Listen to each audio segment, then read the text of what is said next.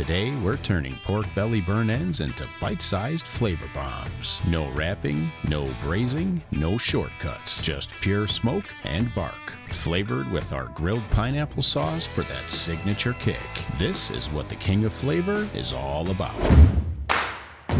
We have here about 5 pounds of boneless, skinless pork belly. Begin by using a sharp knife to cut this into 1.5 to 2-inch squares. Transfer them into a large bowl, add a couple tablespoons of olive oil, and 2 ounces of our El Yucateco habanero and grilled pineapple sauce. This is going to bring a ton of flavor with some kick. Season this generously with your favorite barbecue rub, and if you don't have a favorite rub, we'll put a homemade recipe down below. Now just use those hand mixers to get all this combined and coated well. We can now transfer these to a wire rack for easy transport on and off the smoker. To get the best results, be sure to leave some space in between each for smoke to travel, because that's going to form the best bark, which means more flavor. We'll be smoking these burn ends on a pellet smoker today at a temperature of 250 degrees Fahrenheit. Once your smoker is fully preheated, get the burn ends on the indirect side, close the lid, and let them start absorbing some beautiful smoke. We're keeping this very simple today and allowing them to smoke until they're tender, with no wrapping and no braising.